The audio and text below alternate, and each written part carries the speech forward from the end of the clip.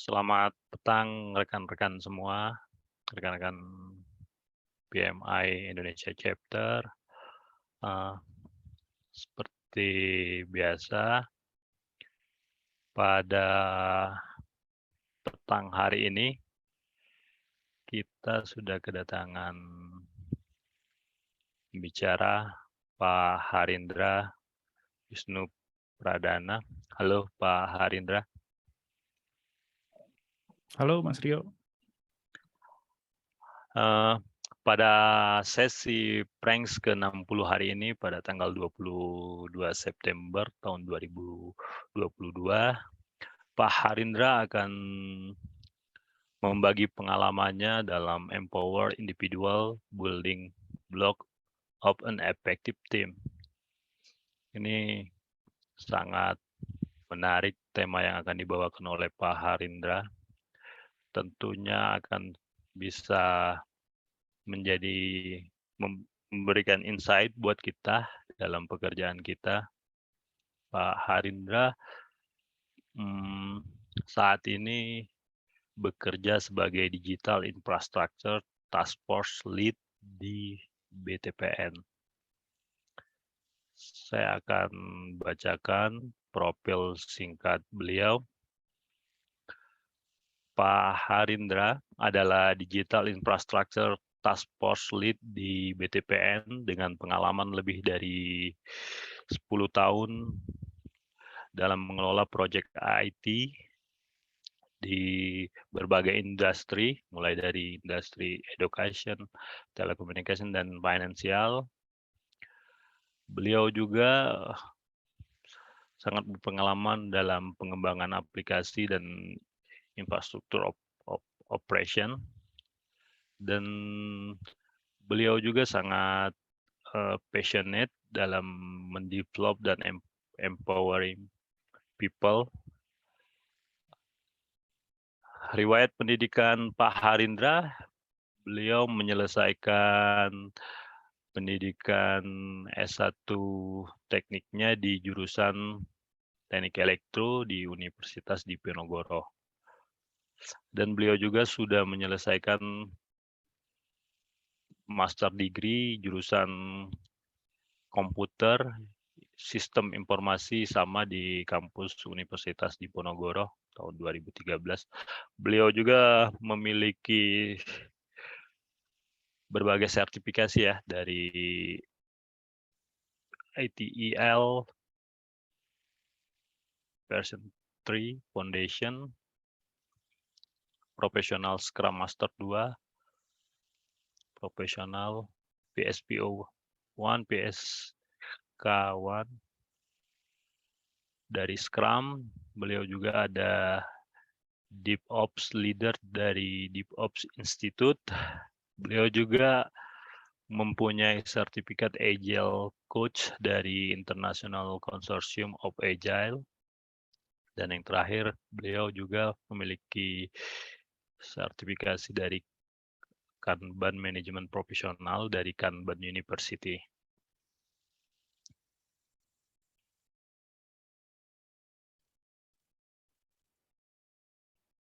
Buat rekan-rekan mengingatkan lagi pada tanggal 4, 5, dan 6 Oktober tahun 2022 nanti akan diselenggarakan SciMax bertempat di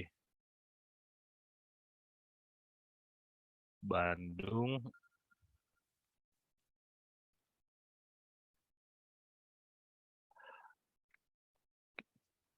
Bagi yang berpartisipasi dan mengikuti acara SciMax bisa mendapatkan up to 24 PDU.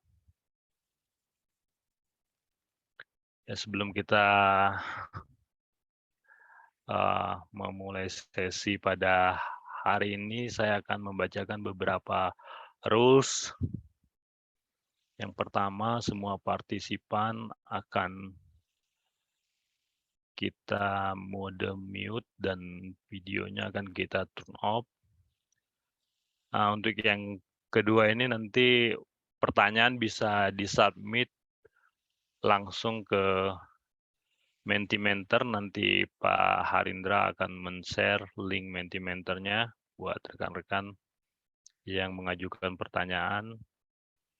Sesi ini juga akan direkam buat peserta yang bergabung di sesi ini akan menerima e-sertifikat yang akan dibagikan di akhir acara. Auto submission video juga akan diberikan buat member dari PMI Indonesia Chapter. Acara ini juga disiarkan di YouTube channel PMI Indonesia Chapter. Terakhir, happy learning and give us feedback. Pak Harindra, saya stop share-nya. Silakan Pak Harindra bisa share screen. Oke, apakah screen saya sudah terlihat, teman-teman? Ya, udah. Oke, terima kasih Mas Rio tadi atas perkenalannya. Jadi seperti tadi sudah diperkenalkan ya, saya saat ini bekerja lebih di area infrastruktur gitu ya, dan sudah sempat melanglang buana di berbagai industri, mulai dari education, kemudian sempat di telco, dan terakhir sampai saat ini di banking, di financial industry. Nah, teman-teman, topik hari ini kita akan coba, saya akan coba cerita gitu ya, pengalaman bagaimana membentuk sebuah tim yang efektif gitu ya, yang building blocks-nya adalah individu-individu yang empowered gitu, individu yang kita berdayakan. Nah, untuk mengikuti aktivitas ini silakan teman-teman bisa siapkan gadgetnya, bisa menggunakan smartphone, bisa di-scan QR code-nya ada di layar, atau teman-teman bisa masuk ke menti.com dengan kodenya 19310836. Ya, teman-teman silakan bisa di-scan aja langsung QR code-nya, atau teman-teman bisa masuk ke menti.com. Untuk melihat sudah ada berapa yang join, mungkin teman-teman bisa klik love-nya ya, yang ada di layar device teman-teman.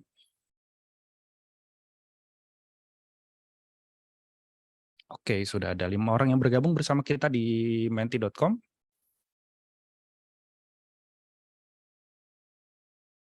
Sekali lagi teman-teman bisa scan QR code-nya yang ada di layar atau masuk ke menti.com. Sangat disarankan teman-teman menggunakan handphone ya, menggunakan device yang berbeda karena device utamanya mungkin digunakan untuk join ke Zoom ini, handphonenya bisa digunakan untuk akses ke menti.com. Jadi biar kita bisa lebih interaktif, teman-teman bisa fokus ke layar ketika ada interaksi yang teman-teman bisa kasih feedback, teman-teman bisa gunakan device-nya tanpa terdistract layarnya. Oke, sudah ada 11 orang yang bergabung, kita tunggu sekitar 1 menit lagi ya. 1 menit lagi, nanti kita akan mulai. Ini partisipannya ada sekitar 78. Oh, lumayan juga ya, ada cukup banyak partisipannya. Yeah. Yang sudah join, silahkan bisa diklik love-nya biar kita tahu sudah ada berapa yang join.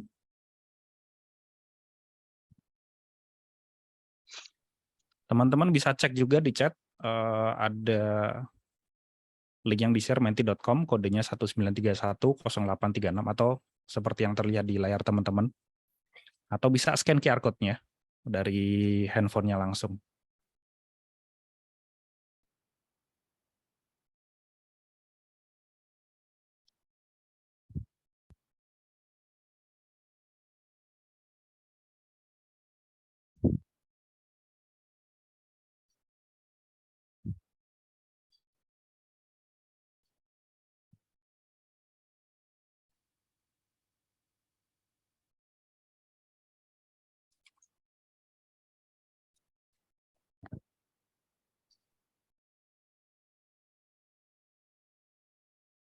Mungkin kalau ada teman-teman yang baru join, baru bergabung, silakan bisa di-scan QR code-nya yang di layar, atau bisa masuk ke menti.com menggunakan handphonenya, kemudian code-nya di 19310836. Kalau teman-teman udah berhasil mengakses mentinya, silakan bisa diklik love-nya biar kita bisa hitung ya berapa yang sudah join, kita bisa segera mulai lanjutkan ke sesinya.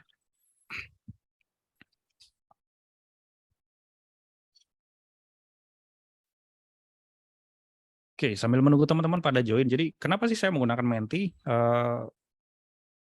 Karena audiensnya cukup banyak ya. Jadi agak sulit untuk bisa mengadres satu persatu.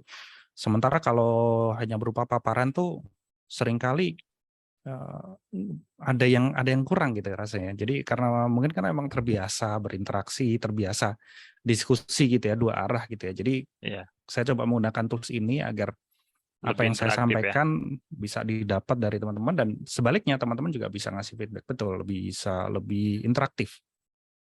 Jadi teman-teman bisa ngasih feedback juga live on the session, jadi kita bisa langsung addressing apa saja informasi yang teman-teman sampaikan ke Mentimeter ini. Sebelumnya juga saya sampaikan, Menti ini sifatnya anonim, jadi teman-teman nggak usah khawatir, teman-teman bisa menuliskan apapun sesuai dengan isi hati teman-teman. Teman-teman nggak usah khawatir, wah nanti nama saya dicatat atau nanti ketahuan saya memberi feedback apa. Teman-teman bebas ya. Jadi ekspresikan diri teman-teman. Apa yang menurut teman-teman itu ingin disuarakan, apa isi hati teman-teman sesuai dengan diskusi yang nanti sedang berjalan, silakan teman-teman sampaikan gitu ya. Sejujur-jujurnya, sespontan-spontannya gitu. Bisa jadi ada sesuatu hal yang mungkin butuh mikir, tapi sudah muncul sesuatu yang mungkin teman-teman tuh instantly atau spontaneously itu muncul gitu ya. Sampaikan aja, nggak ada masalah. Jadi sekali lagi ini sifatnya anonim, teman-teman tidak perlu masukkan apapun, identitas apapun nggak perlu. Nanti kita akan tampilkan langsung di layar dan kita langsung bahas bersama-sama gitu. Jadi teman-teman nggak usah khawatir, data teman-teman akan tercatat di sini, teman-teman sampaikan sesuai dengan apa yang muncul di benak teman-teman. Ini lumayan nih, udah ada 40 orang, mungkin ada beberapa Udah yang setengah. kesulitan juga, nggak apa-apa. Kita lanjut Iya, aja kali ya, Mas Rio. iya Oke, sambil teman-teman. jalan. Nah, saya manfaatkan kesempatan ini untuk menyapa teman-teman, bagaimana kabarnya teman-teman. Silakan dicek di layarnya, di situ udah ada beberapa emoticons, ada beberapa emoji gitu ya. Teman-teman silakan klik, bagaimana sih perasaan teman-teman saat ini gitu ya, bagaimana isi hati teman-teman, apakah senang, apakah sedih, apakah yang B aja gitu, apakah ada yang lagi marah, mungkin tadi di kantor lagi banyak kerjaan, ada yang belum kelar, mungkin ada project yang masih pending, mungkin ada cita-cita atau ada milestone yang belum tercapai sama teman-teman, atau mungkin ada sesuatu yang barusan diraih teman-teman, ada sesuatu yang barusan diselesaikan yang saat ini teman-teman sedang senang-senangnya gitu, atau teman-teman lagi ngerjain project baru, lagi berapi-api, lagi senang-senangnya, silakan bisa diekspresikan. Sekali lagi ini anonim gitu ya, teman-teman nggak usah nggak usah khawatir, nggak akan dicatat kok datanya di sini. Oke, sudah banyak ya yang ngasih feedback ya. Ini rata-rata ngumpul di kiri atas nih. Ini senyum yang ya senyum aja gitu ya, senyum yang penuh rahasia sebenarnya, penuh misteri sebenarnya. Jadi senyum yang kiri atas itu ini senyum karena seneng atau sekedar basa-basi atau memang dia lagi seneng. Nah ini senyum misteri di yang kiri atas nih. Ada 4 orang yang memang seneng banget gitu ya, sampai ekspresinya tuh kelihatan banget gitu. Dan ada 7 orang itu yang ya cool aja ya di pojok kiri bawah. Oke, dan di Mentimeter ini teman-teman juga bisa misalnya ada pertanyaan atau ada feedback. Jadi nggak harus pertanyaan ya, teman-teman misalkan apa yang saya sampaikan nantinya ada hal yang salah atau teman-teman nggak sepakat, boleh aja teman-teman mau sampaikan protesnya, nggak ada masalah. Itu di Mentinya di setiap halaman itu form question-nya ada di situ, teman-teman bisa isikan di situ. Misalkan ada sesuatu yang mau ditanyakan atau sesuatu yang mau disanggah, silakan teman-teman isi, nanti kita akan coba address di belakang ya. Jadi sambil jalan teman-teman kalau mau ngisi pertanyaan langsung dari Mentimeternya boleh. Oke, terima kasih atas feedback-nya teman-teman. Mayoritas lagi happy, cuman ada 4 orang yang lagi sedih, 1 orang lagi apa ya, ini ekspresi apa ya, sulit diungkapkan dengan kata-kata. Semoga sesi ini bisa bermanfaat buat teman-teman, kita bisa mulai sesinya. Nah, tadi saya udah nanya ya kabarnya teman-teman ya. Saya pengen lebih tahu lebih jauh tentang teman-teman gitu ya. Saya pengen mengenal teman-teman lebih jauh. Boleh ya saya nanya ke teman-teman, kira-kira teman-teman itu orang yang seperti apa? Atau tipe pekerja yang seperti apa? Atau karakter orangnya itu seperti apa? Gitu ya. Sekali lagi, ini anonim, jawab sespontannya aja. Teman-teman nggak ada yang benar, nggak ada yang salah kok. Cuman pengen tahu aja teman-teman tuh orangnya seperti apa. Oke, siap ya. Yang pertama, kira-kira teman-teman tuh lebih senang kerja indoor atau outdoor? Teman-teman yang hadir di sini nih, lebih senang kerja indoor atau outdoor? Lebih suka di ruangan ber-AC, duduk di kursi, atau jalan-jalan meskipun panas-panasan, interaksi dengan orang di lapangan? Teman-teman tuh kira-kira orang yang mana? Apakah tipikal yang indoor atau outdoor? Oh, ini kejar-kejaran nih. Tadi di awal indoor naik, kemudian outdoor-nya naik, sekarang indoor kembali menyusul ya, teman-teman. Jadi sampai saat ini udah ada 22 orang yang lebih prefer indoor, ada 14 orang yang lebih prefer outdoor. Sekali lagi, ini preferensi teman-teman aja ya. Bukan berarti, wah saya kerjanya outdoor, pilih outdoor. Enggak juga. Kalau teman-teman lebih nyaman indoor, ya jawab aja indoor. Ini preferensi teman-teman. Dan sekali lagi ini anonim gitu. Nggak akan dicek sama bosnya teman-teman. Wah ini anak aku taruh di outdoor, ternyata milihnya indoor gitu. Nggak usah khawatir ya. Ini bosnya teman-teman nggak akan tahu jawaban teman-teman apa. Oke. Sudah cukup banyak nih yang ngasih feedback. Ternyata mayoritas masih lebih suka indoor daripada outdoor, dan saya salut dengan 15 teman-teman yang lebih suka kerja outdoor ya. Dan terus terang saya pribadi sebenarnya udah pernah ngalamin dua-duanya gitu ya. Meskipun lebih lama indoor, cukup ada 2 atau 3 project yang memang specifically outdoor yang pernah saya kerjakan. Kemudian ada satu pekerjaan saya yang indoor yang memang menuntut saya untuk keluar dari kantor. Meskipun keluar untuk masuk ke kantor yang lain lagi gitu ya. Saya cukup lama dulu di servis, jadi harus hadir ke cabang-cabang untuk ngecek kondisi di lapangan. Oke, terima kasih atas feedback-nya teman-teman. Siap-siap ada pertanyaan berikutnya. Ini masih sama, kembali ke preferensi teman-teman, kembali ke pilihan teman-teman. Nggak harus related dengan pekerjaan teman-teman sekarang gitu ya. Kira-kira menurut teman-teman, mana sih yang lebih mudah? Apakah lebih mudah mengoperasikan ekskavator atau memprediksi stock market? Sekali Aduh. lagi, ini menurut teman-teman ya, ini subjektif ya. Nggak usah dipikir, wah ini berdasarkan riset ini, berdasarkan pengalaman, nggak usah dipikir dalam-dalam. Bagaimana menurut teman-teman aja, mana sih yang lebih mudah? Apakah mengoperasikan ekskavator itu lebih mudah atau memprediksi stock market itu lebih mudah bagi teman-teman? Wah aku malas ngeliat angka, aku mending ngoperasiin ekskavator buat masukin benang dalam jarum. Nggak ada masalah. Atau, wah itu tuh susah, jangankan ngoperasiin ekskavator, nyetir aja mundur pasti baret gitu mobilnya. Mending aku memprediksi stock market. Kembali lagi, ini preferensi teman-teman. Jangan ada siapapun yang memberitahu teman-teman mana jawaban yang akan teman-teman pilih. Nggak boleh nyontek ya teman-teman, karena harapannya online jauh-jauhan, jadi nggak bisa saling nyontek juga. Silakan teman-teman pilih. Oke, sudah 40-an. Ternyata lagi-lagi sisi kiri agak unggul ya. Tadi sisi kiri banyakkan orang yang lebih prefer indoor. Sekali lagi sisi kiri menang gitu. Banyakkan orang yang lebih suka atau lebih mudah menurutnya untuk mengoperasikan ekskavator ketimbang memprediksi stock market. Tapi ada aja. Di sini ada 15 orang yang lebih mudah untuk memprediksi stock market. Ya mungkin cuannya udah banyak, entah dapat dari Bitcoin atau dari saham ya. Jangan lupa operator ekskavatornya dibagi-bagi rezekinya kalau teman-teman dapat cuan banyak. Nah, kita lanjut ke pertanyaan ketiga. Masih sama, ini preferensi teman-teman. Mana yang menurut teman-teman itu lebih menantang? Aduh. Teman-teman bawa kapal di tengah lautan, di depan ada badai, atau menghadapi ratusan mobil di jalanan seperti ini? Jadi mana sih yang lebih menantang buat teman-teman? Apakah badai di lautan atau macetnya Jakarta? Mungkin ada orang yang, wah lautan itu taruhannya nyawa men. Traffic itu taruhannya gaji. Kita nggak nyampe kantor tepat waktu, kalau kondisi ekstrim ya misalkan, dipecat, terus besok makan apa gitu. Kalau yang kiri kan, apa ya, apes-apesnya husnul khotimah itu masih bagus ya. Kalau yang kanan ini, waduh besok makan apa nih. Tapi ada juga ya orang yang, wah mending aku, apa namanya, menghadapi macet nggak apa-apa lah, yang penting masih selamat gitu. Sekali lagi, ini preferensi teman-teman, nggak ada paksaan, nggak ada jawaban yang benar, nggak ada yang salah, dan nggak ada yang tahu teman-teman jawab apa. Saya cuma pengen tahu aja teman-teman lebih prefer yang mana. Dan ternyata kubu kiri lagi-lagi memegang kekuatan ya. Badai di lautan itu lebih menantang gitu, lebih mengkhawatirkan ketimbang kemacetan di Jakarta. Nah, satu lagi nih teman-teman, semoga nggak bosan ya kanan kiri terus. Satu lagi, silakan teman-teman memilih, teman-teman itu prefer yang mana? Apakah teman-teman prefer bubur diaduk atau tidak diaduk? wah bos saya kalau makan bubur pasti diaduk. Padahal saya nggak suka bubur kalau diaduk. Saya nggak enak nih kalau milih diaduk.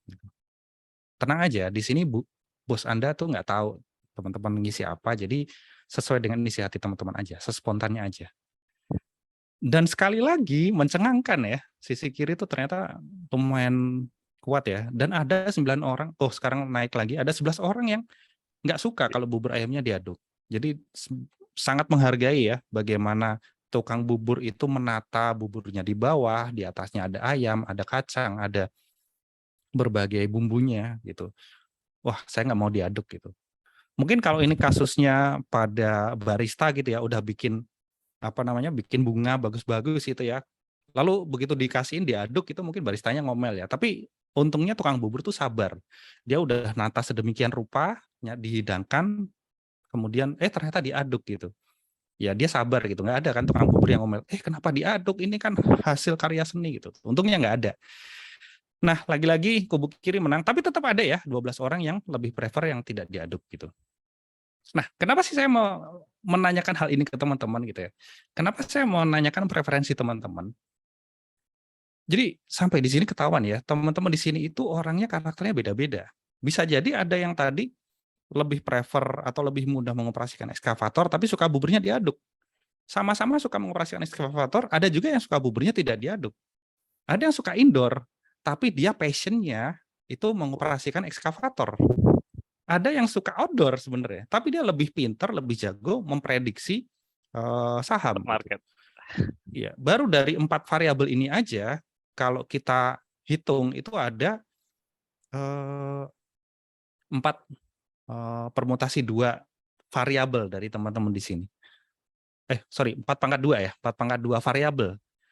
Baru dari 4 variabel ini aja gitu loh. Ada 4 pangkat 2 kelompok orang yang bisa jadi berbeda-beda ke preferensinya, kemampuannya, keahliannya, keinginannya, apa yang digemari gitu. Makanya seringkali ketika kita melihat orang gitu ya, tentunya kan kita melihat karakter yang berbeda-beda, preferensi yang berbeda-beda.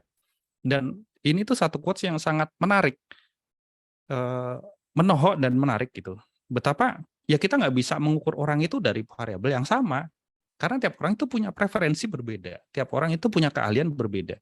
Ada orang yang merasa hal ini itu mudah, sementara orang lain itu sesuatu yang nggak mungkin untuk dilakukan. Jadi kembali lagi ke orangnya gitu. Nah, ini tuh satu quotes yang sangat populer, bagaimana ya kalau kita ngukur semua binatang dengan caranya memanjat pohon, ya ikan akan berpikir itu hal yang konyol gitu ya. Dan ini sering dikait-kaitkan sama, ini sistem pendidikan kita, saya nggak akan mengarah ke situ.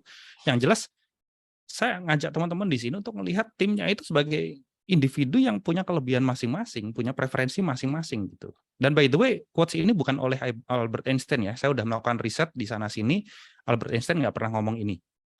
Gitu ya, biar keren aja ada fotonya Albert Einstein gitu ya. Jadi ya tiap orang itu unik, tiap orang itu punya karakternya masing-masing, tiap orang itu punya potensinya masing-masing.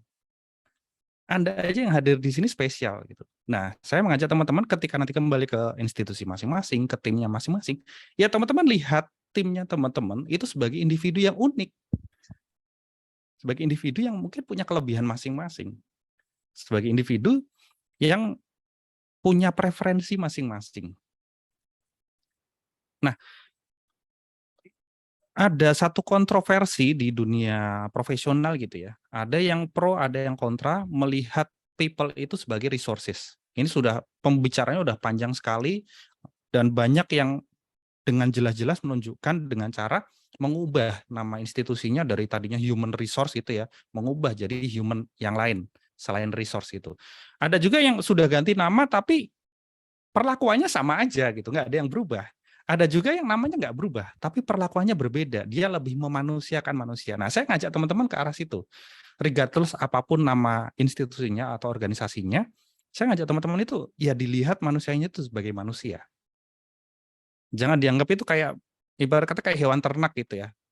Hewan ternak itu satu disembelih, besok gedein lagi, ya udah itu akan masuk ke dalam kawanan ternaknya itu lagi gitu. Satu resign, ya udah besok juga bisa diganti. Saya ngajak teman-teman untuk melihat orang itu benar-benar dari personnya sebagai sebagai manusia. Dan di sini kalau teman-teman itu sebagai manager, sebagai leader, sebagai head gitu ya, ya teman-teman bantulah tim teman-teman untuk menemukan tempatnya. Kadang-kala itu bukan orang yang nggak bisa, hanya saja memang itu tempatnya nggak cocok. Bukan orang ini itu orang yang apa namanya? Bukan orang yang lemah atau orang yang gagal, tapi hanya saja itu bukan tempat yang cocok, bukan pekerjaan yang cocok buat dia. Saya tertarik untuk mengangkat satu konsep ikigai. Nah, mungkin nanti setelah ini teman-teman bisa search lagi atau mungkin udah pernah dapat gitu ya tentang ikigai, bagaimana seseorang itu menemukan apa yang dia suka, apa yang dia jago, dan apa yang dia dibutuhkan sama orang lain, sama sesuatu pekerjaan yang dia dibayar untuk melakukannya gitu. Jadi teman-teman sebagai seorang leader ya bantu timnya untuk menemukan hal ini gitu, dan jangan khawatir kalau nantinya wah ini orang ini jago tapi cocoknya di unit sana gitu. Jangan khawatir kalau teman-teman akan kehilangan orang tersebut, yang nanti tim saya berkurang satu dong. Justru ketika dia itu nggak cocok bekerja di unitnya teman-teman dan teman-teman paksain dia di situ, hasilnya apa? Kembali ke purpose-nya ini, tim itu nggak akan efektif. Ketika seseorang dipaksa melakukan sesuatu yang dia mungkin nggak suka, apalagi sudah nggak suka, kemudian dia nggak ahli di bidang itu, kita paksain di situ, akhirnya apa? Ya, yang muncul kayak sekarang ini, banyak orang itu dikit-dikit healing, karena dia nggak menemukan ikigainya dia di situ, dia nggak menemukan tempatnya di situ. Nah, saya punya satu hipotesa ya terkait ikigai ya. Kadang ada orang itu yang begitu perfeksionis, saya maunya keempat aspek dalam ikigai itu ada di satu pekerjaan. Yang mana itu kondisi yang bisa dikatakan ideal banget gitu ya. Hipotesa saya hal itu tuh sesuatu yang memang itu sesuatu yang susah untuk dicari. Dan itu nggak harus dipenuhi dari satu tempat. Contoh misalkan seperti ini, saya memiliki passion itu empowering people. Pekerjaan saya misalkan pada saat itu saya pekerjaannya lebih banyak ke infrastruktur. Ada masanya saya bekerja hanya fokus di infrastruktur, setting secara teknis. Kemudian empowering people-nya dapat dari mana gitu. Nah, saya manfaatin influence-nya dari kanan kiri. Misalkan saya menginfluence teman-teman di sekitar, menginfluence rekan kerja, mungkin join ke komunitas ini, berinteraksi dengan banyak orang. Kita bisa memenuhi itu. Karena waktu kita kan sehari ada 24 jam gitu ya. Jam kerja itu hanya 8 jam sehari. Masih ada waktu 16 jam untuk teman-teman bisa explore. Nah, itu teman-teman bisa, contoh kayak komunitas seperti ini, teman-teman bisa dapatkan lebih dengan waktu teman-teman yang ada. Kemudian untuk memenuhinya itu kadang-kala kita belum cukup menggali dengan dalam. Misalkan gini, taunya, wah aku tuh suka coding gitu. Wah di tempat ini kita perusahaan kontraktor, kita nggak butuh orang yang bisa coding gitu. Misalkan ya, contoh ya. Ya kita cari lagi, kita gali lagi. Mungkin teman-teman sering melakukan 5 why untuk problem solving gitu ya. Ini kita bisa lakukan juga gitu. Kenapa sih kamu suka coding? Kita lakukan itu untuk menemukan ikigainya kita. Sebenarnya sih bukan codingnya sih, lebih ke problem solving gitu. Kenapa kamu suka problem solving? Oh, saya suka mengolah otaknya dan seterusnya sampai dicari root-nya. Apa sih yang sebenarnya dia sukai? Apa yang sebenarnya dia passionate about? Nah, kita coba di lingkungan kita itu ada nggak?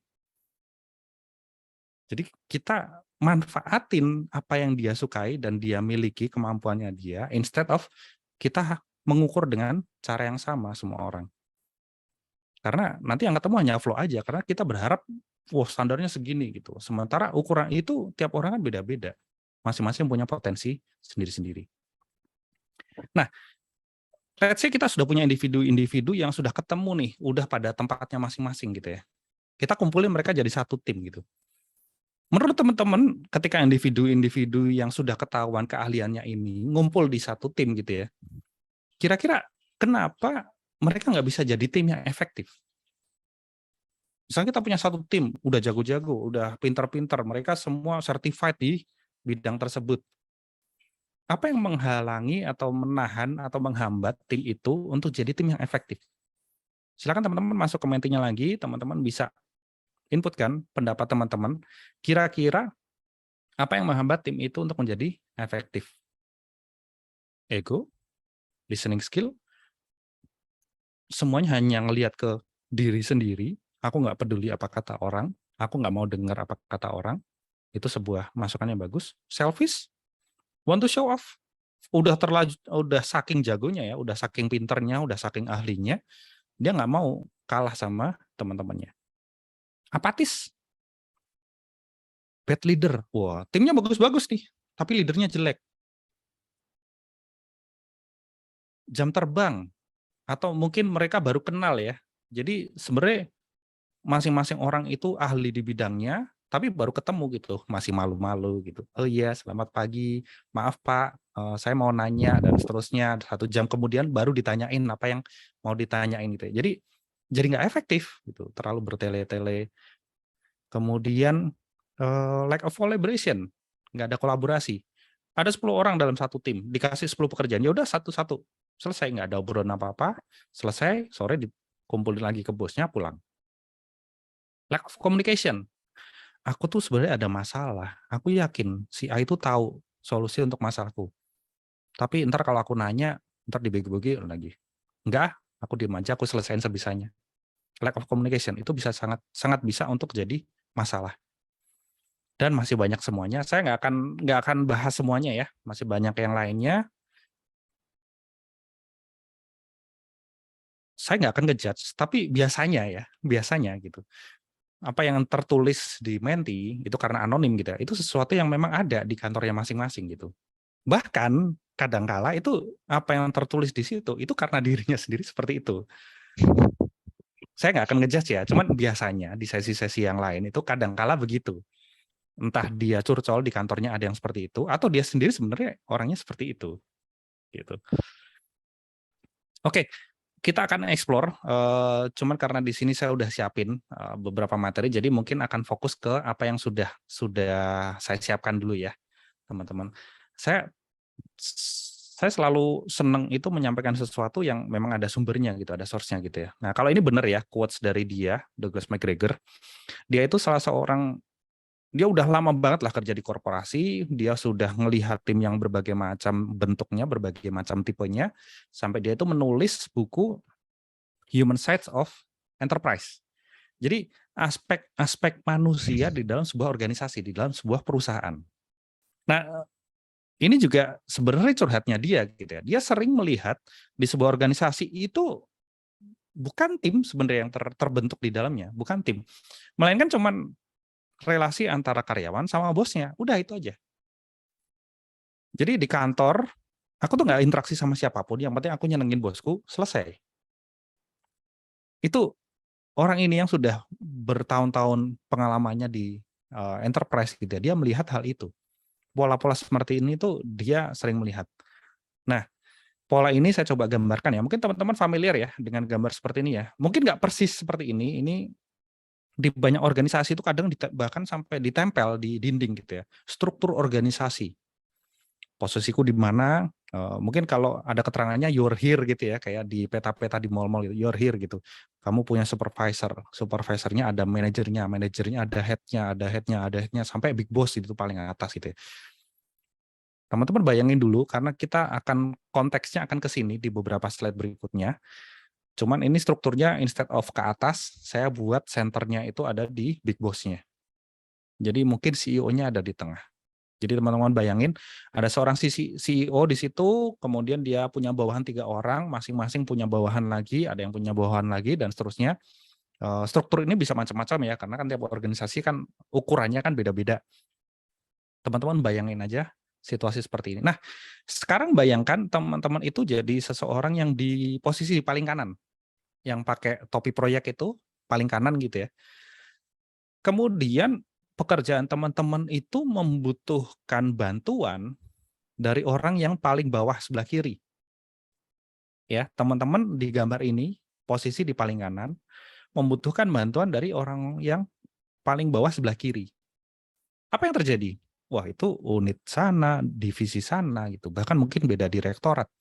Oke, aku eskalasi dulu ke supervisorku. Pak supervisor, aku dalam mengerjakan ini butuh dibantu sama si A dari unit sana gitu.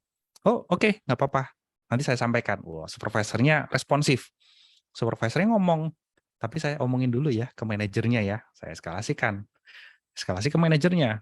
Bu manajer, tim saya sedang mengerjakan sesuatu yang mana butuh bantuan dari tim itu di sana. Wah, kamu ini nyusahin aja. Itu kan manajernya gini gini gini gini. Ya udah deh, nanti aku eskalasi. Bu manajernya eskalasi lagi ke atas. Sampai di atas, oh masih sibuk meeting. Besoknya lagi ke situ, oh lagi tanda tangan approval-nya banyak dan seterusnya. Akhirnya baru beberapa hari kemudian ketemu nih, Pak CEO, mohon maaf, tim saya itu dia ada tim yang lagi ngerjain ini, butuh bantuan dari sana gitu. Gimana? Oke, nanti kita arrange meeting. Akhirnya ketemu dengan manajer dari unit sebelahnya. Setelah di meetingin, dibahas, selesai, ada mom, baru dihubungkan ke timnya yang dibutuhkan. Apa yang terjadi seperti itu? Satu pekerjaan yang mungkin sepele, yang mungkin sederhana, tapi untuk menyelesaikan itu berbelit-belit karena ada proses hierarki yang panjang. Nah, di sini saya mengajak teman-teman, bukan berarti organisasi itu harus dihilangkan strukturnya. Tapi jangan sampai struktur itu membatasi ruang gerak timnya teman-teman. Jadi, bolehlah punya struktur organisasi.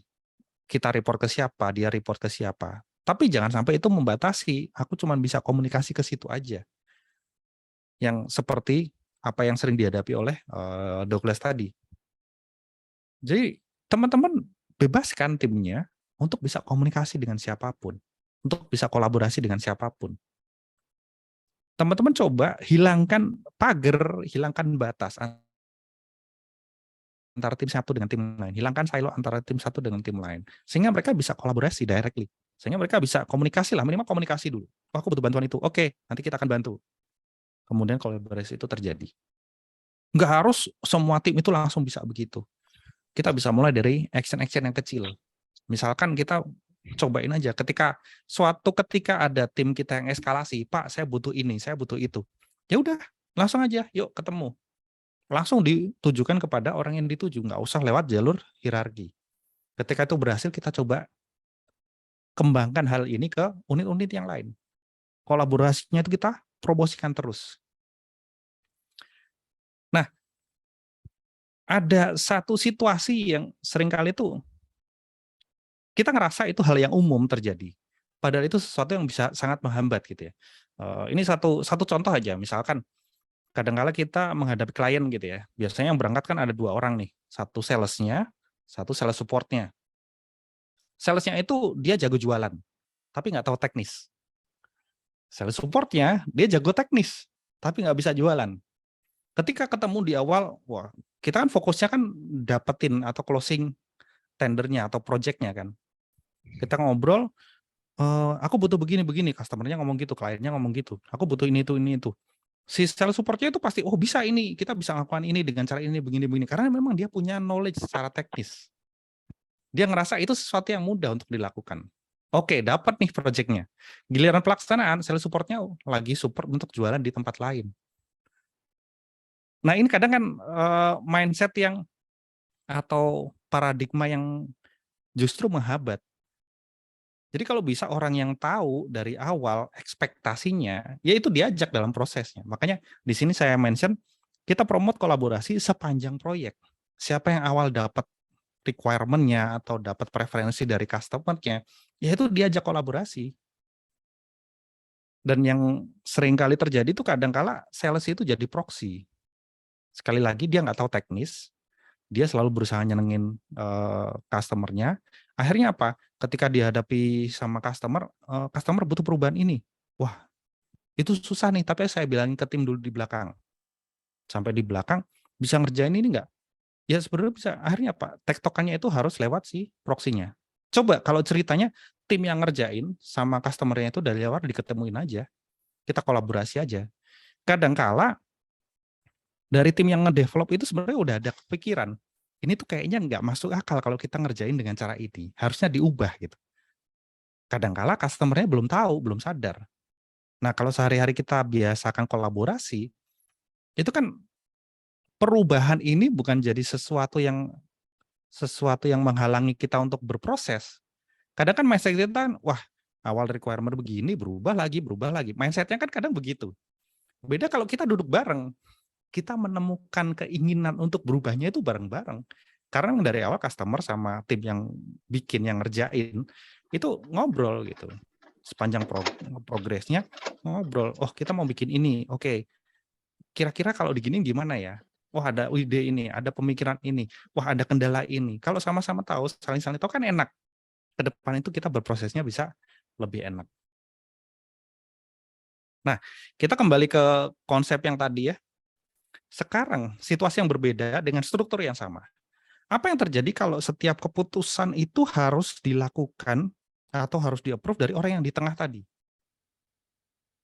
Ini nih, ada seorang jenderal, dia orang Amerika, seorang jenderal. Apa yang terjadi kalau setiap keputusan itu harus di-approve sama jenderalnya dulu? Satu orang infanteri mau maju satu langkah itu harus semuanya di-approve sama sang jenderalnya. Gitu. Bahkan seorang jenderal militer, ya militer itu organisasi yang benar-benar taat pada atasan banget gitu ya. Itu si jenderalnya aja menumpangkan hal ini gitu. Coba kalau kamu suruh timmu ke sana, tapi jangan cerita lewat mana. Coba suruh timnya, aku pengen kamu ada di Surabaya. Caranya gimana? Nggak tahu, silahkan explore sendiri. Teman-teman itu akan kaget dengan hasilnya. Kita coba balik situasinya. Kalau semuanya harus di-approve atasannya, semuanya harus disetujui, harus atas perintah dari sang jenderal. Apa yang terjadi? Teman-teman bisa bayangkan situasinya seperti ini. Teman-teman lagi main catur gitu ya. Karena tim teman-teman mungkin ada 4 departemen, ya berarti atau ada 5 departemen, berarti ada 5 papan catur yang berbeda. Karena masing-masing departemen ngurusi hal yang berbeda, ya bisa jadi teman-teman sedang menghadapi 5 pemain catur yang berbeda. Terus namanya organisasi ya, perusahaan gitu, pasti kan ada tim yang baru masuk, ada tim yang resign, ada yang izin, cuti, segala macam, itu kan hal biasa.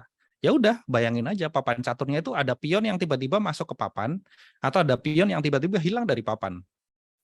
Ada ster, ada benteng yang tiba-tiba masuk ke papan atau keluar dari papan. Belum cukup kompleks, departemen itu kan bisa jadi ada yang berubah. Misalkan ada regulasi baru yang mengikat organisasi teman-teman. Ya bayangin aja, aturan mainnya itu berubah. Ada orang yang tadinya semangat, tiba-tiba nggak mood kerjanya. Ada orang yang tadinya tuh nggak mood, tiba-tiba semangat kerjanya. Ya bayangin aja, tadinya kuda itu jalannya letter L gitu ya, tiba-tiba jalannya miring. Aturannya berubah seketika. Behavior dari pionnya itu berubah seketika. Masih belum cukup kompleks. Namanya situasi itu kan kadang ada yang nggak bisa kita duga ya. Tiba-tiba pandemi misalkan. Atau tiba-tiba customer kita komplain di media sosial, rame di Twitter. Ya bayangin aja, papan caturnya itu tiba-tiba muter 90 derajat. Yang tadinya kita jalan maju nyamping jadinya. Masih belum cukup kompleks, ini tiba-tiba ada departemen baru berkembang dari tim teman-teman. Tadinya ada 4 departemen atau 5 departemen, tiba-tiba jadi 6. Inilah sebuah kompleksitas, kalau teman-teman mau analogikan, ini yang teman-teman akan hadapi ketika semuanya harus di-approve oleh satu orang pucuk pimpinan. Makanya di sini saya mengajak teman-teman, ya teman-teman itu izinkan timnya untuk berkembang. Teman-teman coba percaya pada timnya. Beri mereka ruang untuk mereka berkembang. Dan nggak cuma dikasih ruang ya, dikasih bahan, dikasih training, dikasih tantangan, dikasih pekerjaan baru yang berbeda, atau mungkin ada bidang pekerjaan yang mungkin kita sama-sama belum ada yang tahu gitu. Coba aja kita eksperimen. Bagaimana kalau mereka kerjakan. Jadi kita biarkan mereka itu benar-benar membantu kita untuk menyelesaikan pekerjaan yang harus terselesaikan di organisasi kita. Nah, kenapa saya gunakan gambar ini ya? Ini satu gambar yang menarik. Sebuah formasi aerobatik gitu ya. Biasanya kan terdiri dari beberapa orang gitu ya. Contoh di sini ada 6 pesawat, 6 pilot terbang membentuk formasi gitu ya. Formasi yang paling sulit itu dilakukan oleh penerbang nomor 5 dan nomor 6. Istilahnya sinkro kalau di aerobatik. Jadi biasanya itu komandannya itu kan nomor 1. Posisi di tengah paling depan. Dia tuh yang penting timekeeping sama direction. Memberi arahan pada timnya, kita terbang ke arah mana. Formasinya yang lain mengikuti, menyesuaikan. Jadi dia terbang ke kiri ya yang menyesuaikan, jaga jarak, jaga posisi gitu. Tapi ketika mulai atraksi, 2 orang ini, nomor 5 dan nomor 6 ini yang paling sulit pekerjaannya, yang paling beresiko pekerjaannya, yang membutuhkan skill yang paling tinggi. Karena resikonya itu ya nyawa, ya harta, pesawat ini kan bukan hal yang murah ya. Jadi situasi di pekerjaan teman-teman tuh kurang lebih kayak begini. Kadangkala pekerjaan paling beresiko itu justru bukan di bosnya, yang paling susah ya. Itu kadang bukan di bosnya, kadang yang dikerjain sama timnya. Bosnya tanda tangan, paling rugi kalau salah tanda tangan mungkin rugi material gitu ya. Kadang teman-teman yang di lapangan itu mereka benar-benar mencurahkan tenaganya hanya untuk bertahan hidup, hanya untuk bisa pulang dalam kondisi selamat dari pekerjaannya. Dan ini benar-benar terjadi gitu ya. Jadi sekali lagi teman-teman hargai mereka dengan profesinya masing-masing, dengan bidang yang mereka kerjain masing-masing, karena bisa jadi mereka itu lebih jago dari teman-teman sebagai manajernya. Bisa jadi tim Anda itu lebih lebih kompeten dalam hal itu, lebih menguasai skill-nya dalam pekerjaan tersebut. Gitu. Jadi ya udah, karena memang mereka itu lebih ahli di situ, percayakan aja pada mereka. Kadang-kala itu nggak semuanya itu harus kita atur. Kadang-kala itu kita lakuin aja sesuai dengan apa yang mereka bisa gitu ya, sesuai dengan bidangnya mereka masing-masing. Kita beri ruang bagi mereka untuk bertumbuh, untuk berkembang. Nah, di sini mulai ada kata-kata empowerment ya. Kita coba empower our team gitu ya. Nah, mungkin ada teman-teman yang agak bercampur pengertian antara delegasi dengan empowerment. Nah, di sini saya akan coba bahas sedikit gitu ya. Empowerment itu nggak sekedar kita memberi wewenang seseorang untuk bertindak atas nama kita. Tapi kita benar-benar transfer of accountabilities pada dia. Jadi benar-benar purpose-nya, kita punya tujuan apa, itu kita share ke dia, dan dia yang mengejar purpose tersebut. Contohnya gini, ketika kita mengirim delegasi gitu ya, misalkan saya seorang presiden gitu ya, saya kirim delegasi ke negara tetangga Malaysia misalkan. Kan si delegasi itu kan dia bertindak atas nama negara kita. Tapi presidennya tetap saya gitu. Dia hanya seorang delegasi. Dia hanya bertindak atas nama saya. Itu adalah delegasi. Sementara empowerment itu benar-benar purpose kita apa, kita share ke dia. Oh, saya pengen rakyat adil dan makmur. Kira-kira gimana? Oke, adil dan makmur itu tujuan kita ya. Nah, caranya bagaimana? Kita empower itu dengan purpose. Tujuan kita apa? Oh, kita pengen hubungan dengan negara asing kita baik-baik saja gitu. Kita sharing purpose-nya. Nah, itu akan lebih mirip dengan tongkat estafet. Jadi kalau delegasi tadi dia bertindak atas nama kita, kalau dia berhasil itu keberhasilan kita, kalau dia gagal itu kegagalan kita. Sementara kalau estafet ini, kita benar-benar melepaskan proses yang kita sebelumnya lakukan, jadi dia yang melakukan, dan kalaupun itu menang, ya dia yang mencapai kemenangannya. Dan hal yang terberat dari empowerment atau delegasi yang kita sharing purpose-nya ya, sharing objektifnya, itu yang terberat itu kadangkala yang ketiga ini, bagaimana kita belajar untuk merelakan gitu. Merelakan itu gini, nggak sekedar kita rela kemenangan itu diambil sama orang gitu. Termasuk di sini tim kita ya. Jadi misalkan, oh kita mengempower tim kita untuk mencapai purpose yang kita mau tuju, dia yang melakukannya, dan kemenangan itu dia yang raih. Tapi kita juga merelakan kalau ternyata tim kita itu gagal.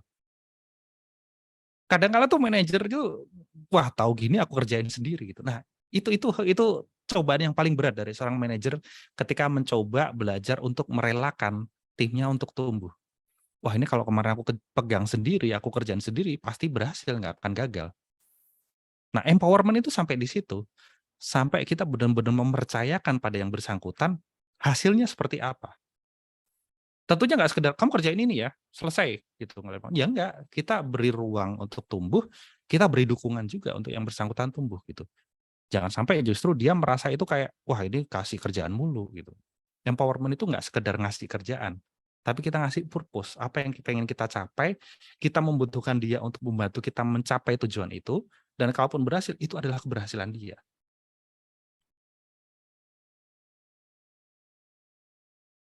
Nah, saya tertarik ya sama orang ini gitu ya. Si Ron Eringa ini dia salah seorang praktisi di bidang leadership.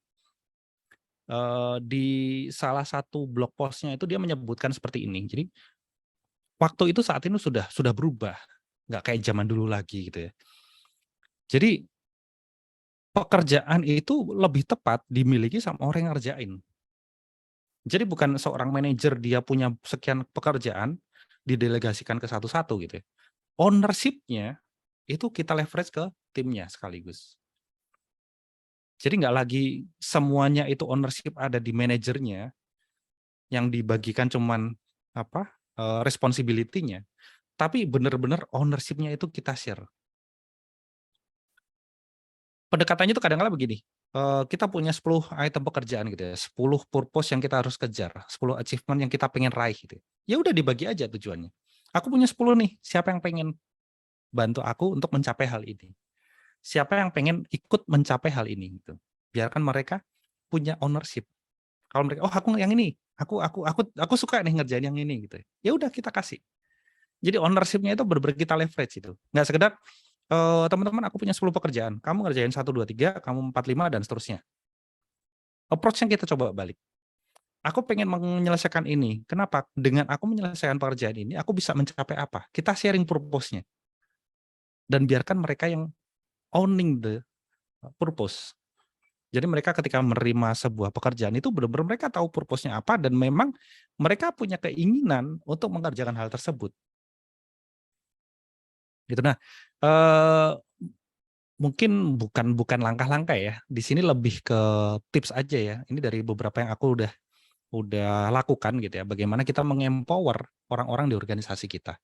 Jadi bagaimana kita bisa mengenable mereka untuk mereka bisa empower dan bisa owning dan mencapai purpose yang kita mau capai.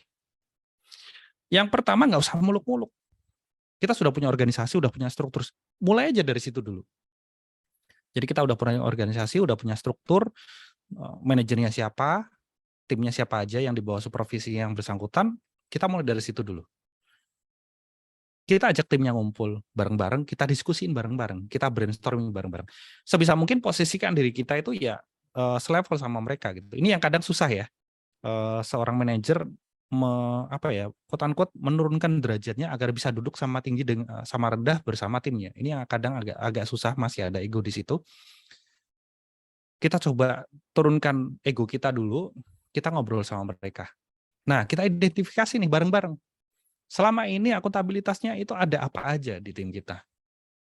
Decision making authority itu ada apa aja di tim kita. Di area kita itu ada apa aja. Kita gelar aja dulu. Nah, dari sekian banyak, kita coba identifikasi bareng-bareng. Ada pekerjaan apa aja, atau mungkin ada key decision making apa aja yang selama ini kita lakukan. Mana sih yang paling susah? Mana pekerjaan yang mungkin paling susah, paling banyak hambatannya ketika dikerjakan, atau mana keputusan yang paling lama kalau kita ambil. Oh, kalau ngambil keputusan di bidang ini, itu seringkali harus eskalasi ke sana, ke sini, ke sana, ke sini. Akhirnya jadi lama gitu ya. Jadi nggak efektif pengambilan keputusannya. Nah, kita bisa mulai dari situ. Jadi kita temukan area-area yang ada masalah di situ. Nggak harus directly kita tahu jelas, oh ini masalah empowerment, nggak harus itu juga. Ketika ini ada masalah, nah kita bisa tarik dari situ. Kemudian ya kita fasilitasi tim kita untuk brainstorming. Jadi jangan semuanya dari kita, jangan dipikir semuanya sendiri. Kita coba tanya mereka, ada ide apa teman-teman? Apa yang teman-teman usulkan untuk bisa menyelesaikan hal ini? Pak, keputusan ini tuh kelamaan kalau dia yang megang. Harusnya kalau si B yang megang keputusan, dia sudah lebih pengalaman, dia orangnya lebih taktis, dia lebih bisa menentukan keputusan dan sering-seringnya lebih benar. Ketika nggak ada dispute tentang hal itu, ya udah kasihin aja. Pak, pekerjaan yang ini jangan Bapak kerjain sendiri. Reporting mah kerjaan remeh, kita aja yang kerjain. Kasihin aja. Nah, jangan lupa, proses ini tuh bukan proses sekali jalan selesai. Biarkan itu bergulir, 1-2 minggu misalkan, teman-teman kumpulin lagi. Gimana teman-teman? Setelah ada perubahan semacam ini, apa yang terjadi? Apakah pekerjaan kita lebih efektif atau spesifik pekerjaan yang kita ubah accountability-nya atau authority-nya apakah itu lebih baik atau enggak? Ya namanya kita eksperimen kan kadang-kala enggak lebih baik juga. Ya udah kita kembaliin lagi ke kondisi semula. Yang jelas teman-teman identifikasi apa aja yang berubah dan kalau perubahannya itu lebih baik, ya dilanjutin. Kalau enggak ya kita kembaliin aja gitu. Nah, ini beberapa langkah yang mungkin cukup praktis ya, praktikal ya untuk teman-teman lakukan gitu ya. Enggak mesti ini yang paling benar, tapi ini worth untuk dicoba teman-teman. Bisa dicoba di organisasi masing-masing. Teman-teman bisa kumpulin pekerjaan mana yang paling susah, paling butuh banyak bantuan atau mungkin proses approval-nya itu butuh authority ke sana sini. Nah, teman-teman bisa explore untuk bisa improve proses ini biar timnya bisa lebih efektif. Nah, selain itu ada beberapa hal yang bisa dikatakan ya mitos-mitos ya dalam empowerment ya. Yang pertama adalah banyak orang itu kan berpikir seseorang di timnya itu dia powerless kalau nggak di-empowering. Banyak manajer yang merasa, "Oh, orang ini tuh aku yang didik, kalau enggak dia nggak akan bisa sejago itu," gitu. Padahal itu pemikiran yang salah. Bahkan kadang nggak jarang ya, ada situasi yang justru manajernya itu yang menghambat pertumbuhannya. Wah, manajernya itu mendidik dengan cara A, padahal potensinya sebenarnya bukan di cara A. Mungkin dia punya potensi di bidang yang berbeda, cuman karena terus-terusan nyenengin manajernya akhirnya bisa juga di bidang itu gitu. Beda cerita kalau kita tanya atau kita coba akses bareng-bareng antara si manajernya dengan si timnya itu, relasinya diperbaiki, kita coba gali bareng-bareng. Sebenarnya potensi dia itu di mana? Itu jauh akan lebih efektif ketimbang kita paksakan dengan cara kita untuk dia menguasai sesuatu gitu. Itu mitos yang pertama. Mitos yang kedua adalah empowerment itu hanya bermanfaat bagi orang yang di-empowering gitu. Padahal itu dari tadi ya diskusi kita ini sebenarnya kan udah terbukti salah gitu. Karena ketika tim kita itu kita berhasil empowering mereka, ya organisasi kita itu akan jadi lebih efektif gitu. Efek sampingnya adalah bisa jadi kita sebagai leader atau sebagai manajer itu jadi lebih nggak kelihatan karena tim kita itu jadi hero-nya itu mereka gitu. Kita nggak jadi the hero of the team. Kita jadikan tim kita the hero themselves. Nah, justru di posisi ini itu kita bisa mengambil istilahnya apa ya, bukan mengambil hikmahnya ya, kita mengambil manfaatnya itu di sini. Ketika apa yang kita sudah influensikan ke tim kita, itu jadi sesuatu yang berharga. Tim kita lebih efektif, kolaborasinya lebih tercapai, komunikasinya lebih baik, dan syukur-syukur itu bisa mempengaruhi tim-tim yang lain. Misalkan kita berhasil melakukan empowering di departemen kita, kemudian departemen sebelah, kok bisa gitu gimana? Kita coba sharing ke mereka. Kita lakukan sharing session semacam ini. Apa yang kita bisa ubah dengan lebih baik di tempat kita, kenapa enggak kita sebarkan ke tim lain di departemen. Yang ujung-ujungnya meskipun kita hanya seorang mungkin manajer dari sebuah departemen kecil atau supervisor dengan tim yang kecil, kita berhasil empowering tim kita bisa menginfluence orang lain, organisasi kita secara keseluruhan bisa jadi lebih efektif karena tindakan yang kita lakukan, hal kecil. Tapi ketika hal kecil itu ternyata bermanfaat, kita terus-terusin itu kan bisa berkembang bermanfaat bagi organisasi yang lebih besar. Nah, mitos yang ketiga adalah tentunya orang pasti berpikir ya, ketika kita melakukan perubahan di organisasi. Contoh kayak tadi kita melakukan perubahan otoritas, kita melakukan perubahan siapa yang bertanggung jawab terhadap pekerjaan tersebut gitu ya. Tentunya akan beresiko, resiko yang dialami akan meningkat gitu ya. Teman-teman jangan lupa, ketika kita tidak melakukan perubahan, ada resiko juga di situ. Misalnya kita udah tahu nih, wah proses kita nggak efektif. Harusnya pekerjaan ini dikerjakan orang lain itu akan lebih efektif. Misalkan si A ngerjain pekerjaan 1, si B ngerjain pekerjaan 2 gitu ya. Kalau kita balik, ini harusnya lebih efektif, tapi ada risiko. Hands over-nya berhasil atau enggak, segala macam. Tapi kalau kita nggak lakukan perubahan ini, itu juga ada risiko. Bisa jadi nanti ternyata dia nggak nyaman di situ, kita paksa terus-terusan, akhirnya dia resign atau semacamnya. Atau dia sakit misalkan. Itu kan juga beresiko. Jadi perubahan itu pasti ada resikonya. Tapi teman-teman jangan lupa, tidak berubah itu juga sesuatu hal yang beresiko. Nah, mitos yang keempat adalah slide ini itu bukan single source of truth. Jadi saya ajak teman-teman, mungkin teman-teman bisa explore lagi. Tadi sudah ada beberapa nama yang muncul, teman-teman bisa kepoin bukunya. Jadi teman-teman bisa belajar langsung ya, directly dari sumbernya gitu ya. Saya hanya menyampaikan di sini berdasarkan pengalaman saya. Bisa jadi ada aspek-aspek yang mungkin nggak tepat cocok di organisasi teman-teman. Nah, saya sarankan teman-teman bisa cari source-nya, barangkali ada aspek-aspek yang lebih cocok ke organisasi teman-teman. Dan tadi sudah ada beberapa quotes, saya tutup lagi dengan quotes ini, si Julian Apello ini, dia pemrakarsa manajemen 3.0, manajemen 3.0. Ini dia inspirasi saya dalam membuat slide ini. Nah, dia itu punya satu statement yang menarik di bukunya tentang manajemen 3.0 itu. Jadi memperlakukan karyawan seperti orang dewasa itu sesuatu hal yang umum ya, maksudnya wajar gitu ya. Dia udah gede, udah kerja gitu. Ya kita sewajarnya kita perlakukan dia itu sebagai adult human being. Cuman sering-seringnya manajer memperlakukan timnya ya kayak anak kecil. Wah, kasih kerjaan ini nggak ya? Bisa nggak ya? Gitu. Dia udah gede gitu. Dan dia masuk organisasi kita kan tentunya sudah punya kualifikasi. Ya kita perlakukan dia sebagai orang dewasa. Kita kasih kepercayaan pada dia untuk melakukan pekerjaannya. Nah, ini slide terakhir dari saya. Kita langsung masuk ke pertanyaan ya. Ini udah ada beberapa pertanyaan juga. Gimana Mas Rio? Kita langsung bahas satu persatu? Ya, boleh Pak Harindra.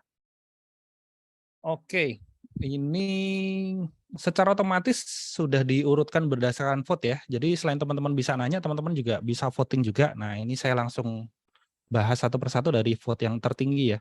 Tapi karena pertanyaan cukup banyak, kita batasi berapa pertanyaan nih Mas Rio? Oh, sebenarnya kita masih punya waktu sekitar 30 menit sih kalau ini. Oh, oke. Kita lihat waktu aja kali ya. Nanti Ya, dari kita pertanyaan ini kalau menyesuaikan aja misalkan waktunya. waktunya sudah mepet, mungkin saya di-interrupt aja. Iya. Oke, kita langsung ke pertanyaan pertama.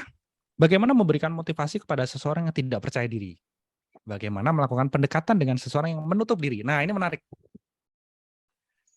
Orang tidak percaya diri.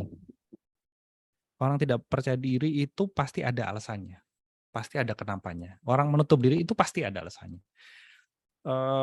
Saya nggak ngejudge, tapi sering-seringnya itu dia ada masalah dengan kepada siapa dia menutup dirinya. Misalkan karyawan gitu ya, ada tim kita menutup diri pada kita, manajernya atau supervisornya gitu. Coba teman-teman introspeksi dulu deh. Aku ada salah apa nggak ya sama dia? Aku pernah ngelakuin sesuatu nggak ya ke dia? Atau mungkin dia pernah menunjukkan sesuatu padaku, tapi aku komplain misalnya. Mungkin dia sudah bersusah payah mengerjakan sesuatu, dia laporkan, Pak saya udah nyelesain ini. Wah gini aja lama. Atau hal-hal yang sepele seperti itu. Kadang-kala itu nge-trigger dia untuk, oke, berarti apapun yang aku kerjakan dia nggak akan puas.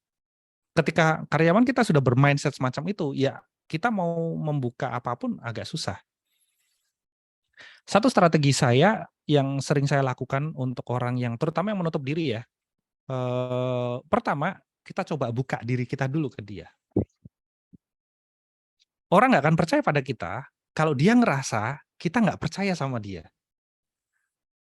Gitu. Jadi biasanya saya melakukan pendekatan ya dengan saya terbuka dulu, ngobrol yang ringan-ringan aja dulu, yang santai-santai aja dulu, jangan langsung ke pekerjaan gitu. Gimana?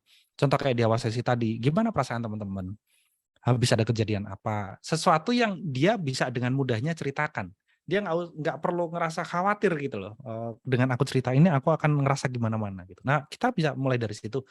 Kemudian pelan-pelan kita gali. Nah, ketika kita sedang menggali gitu ya, kenapa kamu menutup diri atau kenapa kamu nggak percaya diri, jangan tanya kenapa.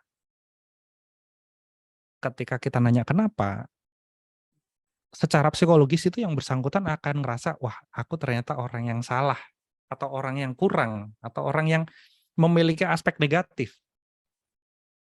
Simpelnya gini lah, ada tim kita, dia sudah menutup diri gitu ya, terus kita tanyain, "Kenapa sih kamu nutup diri?" Gitu. Dia kan akan semakin terasa, "Jujur nggak ya?" Dia kan semakin ragu-ragu untuk menyampaikan, kenapa? Karena dia merasa kita sudah ngejudge dia bahwa dia orang yang menutup diri.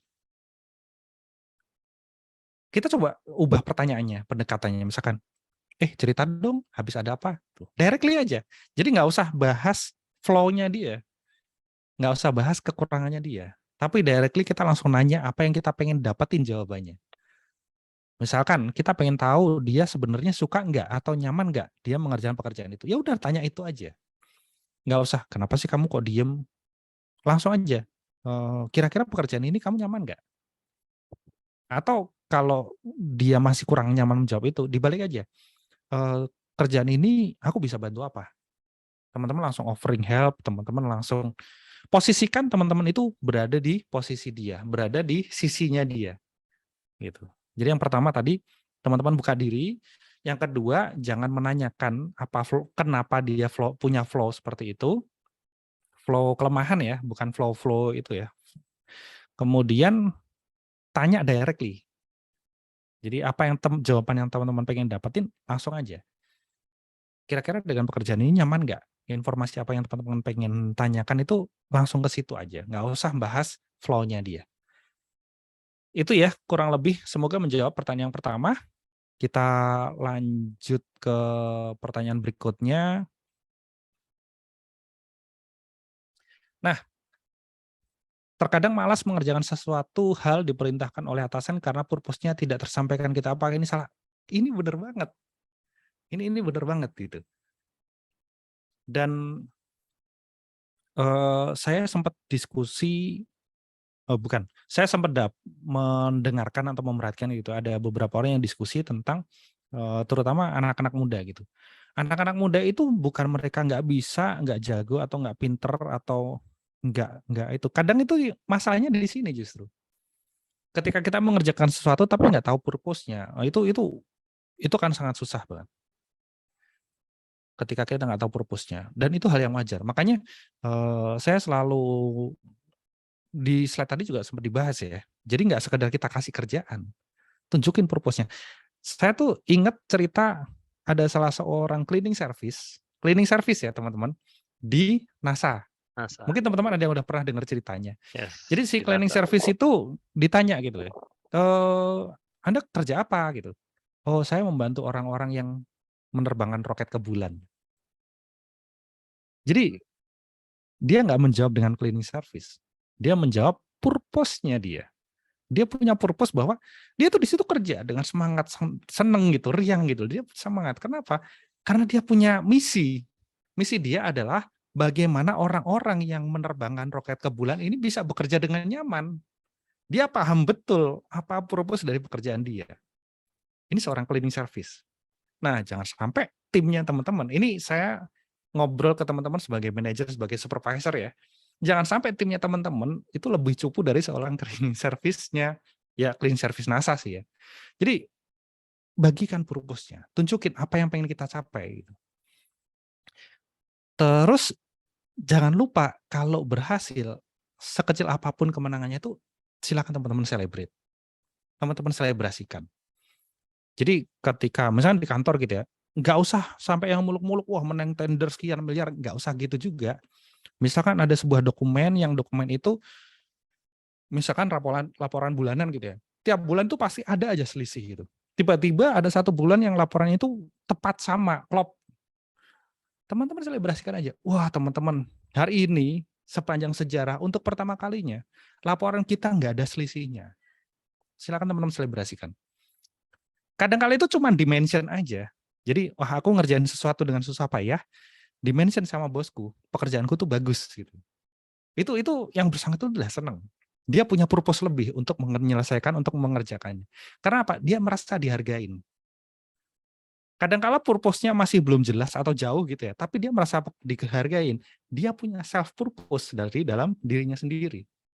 Wah, ternyata apa yang aku kerjakan, jerih payahku tuh dihargai. Ini bisa jadi purpose-nya dia sendiri.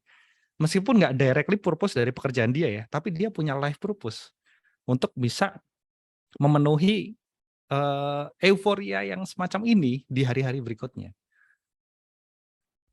Itu semoga menjawab.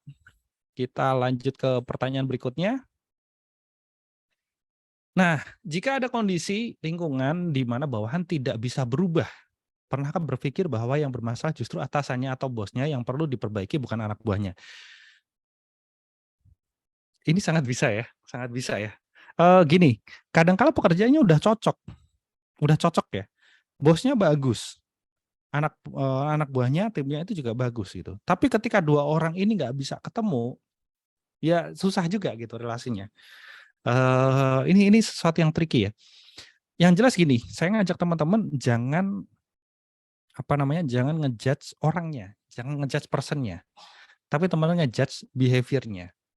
Teman-teman coba ubah behavior-nya. Contoh misalkan, ada orang itu yang memang pada dasarnya dia orangnya, dia nggak bisa cepat gitu, nggak sat gitu. Nah, teman-teman jangan ngejudge orangnya.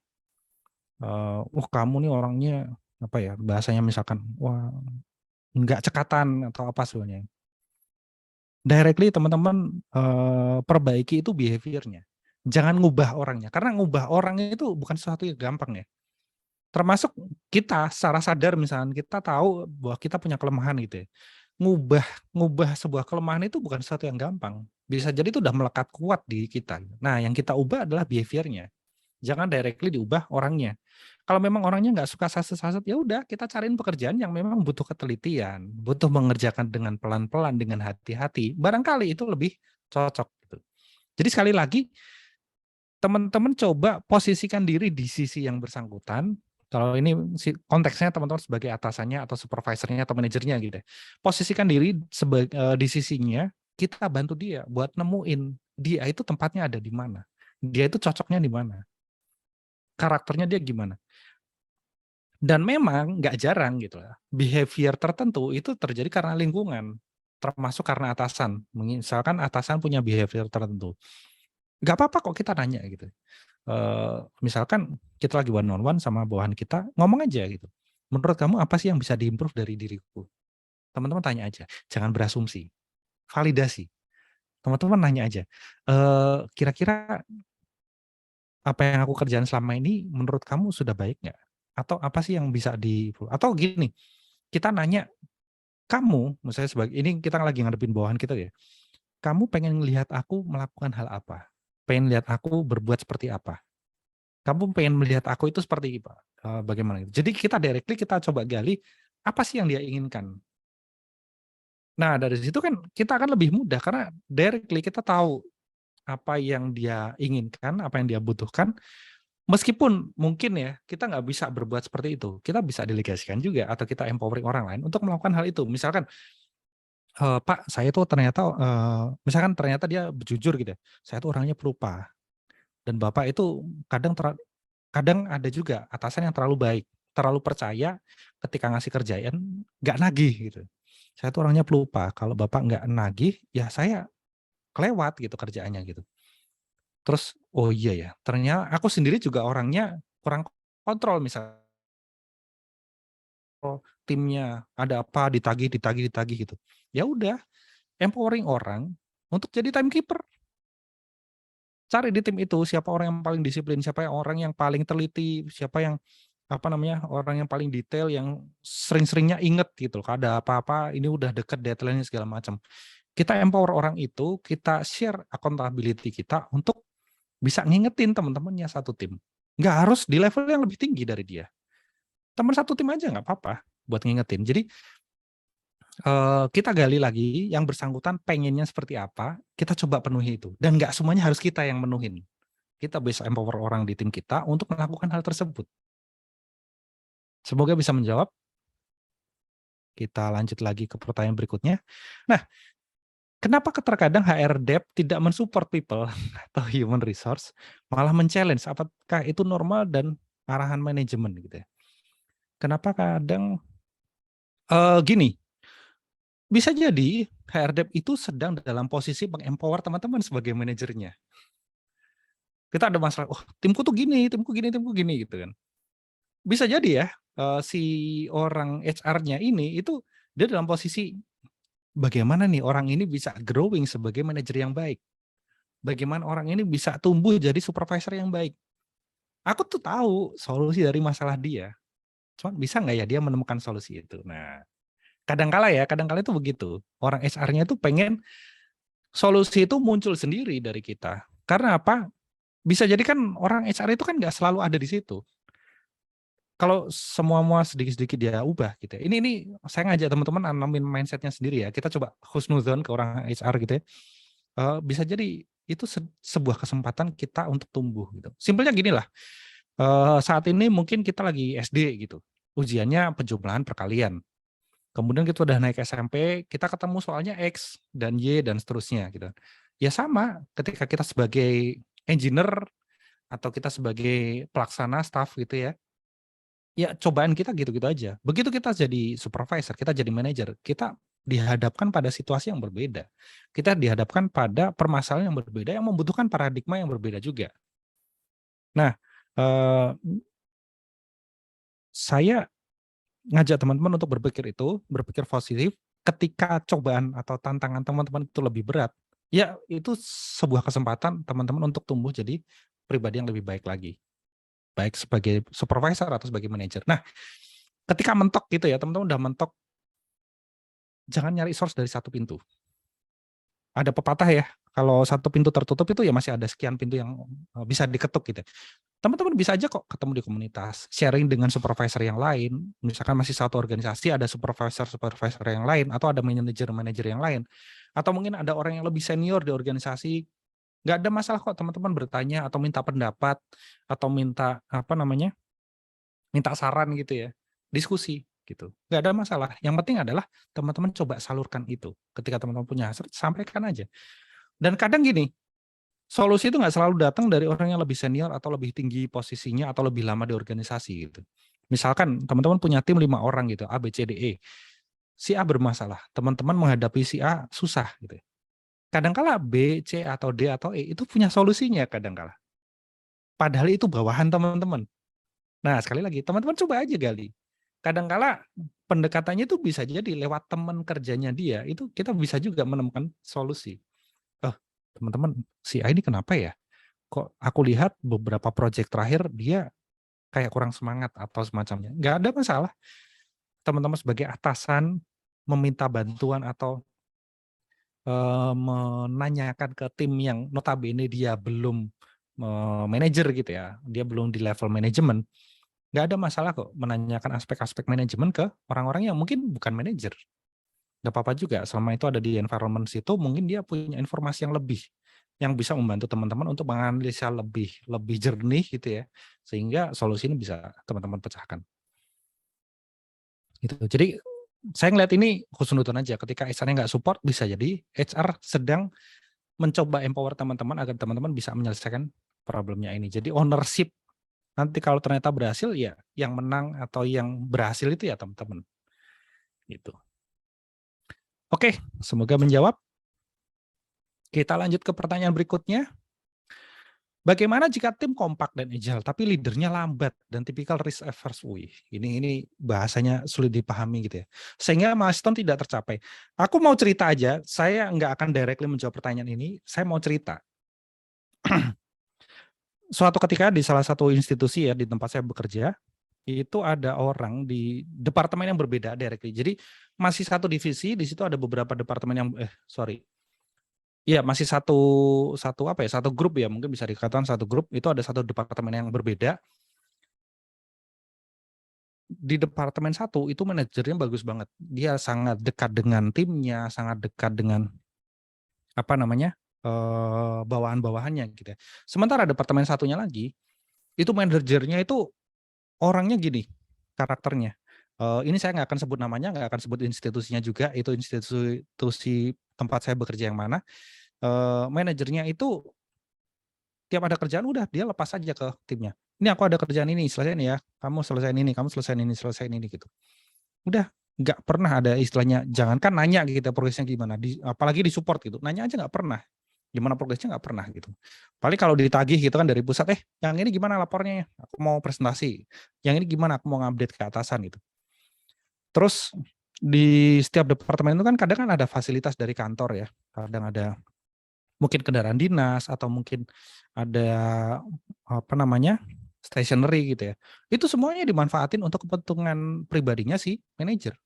Jadi manajernya udah ke bawahan nggak pernah support, cuman ngasih kerjaan dan pakai fasilitas kantor seenaknya gitu. Itu kan sejelek-jeleknya, ya mungkin ya sejelek-jeleknya manajer ya. Apa yang terjadi? Justru dengan situasi manajer yang seperti itu, timnya itu solid gitu. Aneh nggak ya? Karena apa? Mereka merasa senasib sepenanggungan di bawah manajer yang seperti itu gitu. Ini nih, ini satu hal yang menarik ini. Sebenarnya ada mau aku ceritain ya tadi di dalam, tapi tadi kayaknya kelewat. Ternyata ada pertanyaan yang related dengan hal ini. Ini sangat bisa terjadi gitu. Sesimpel mungkin teman-teman banyak yang suka nonton Dragon Ball gitu ya.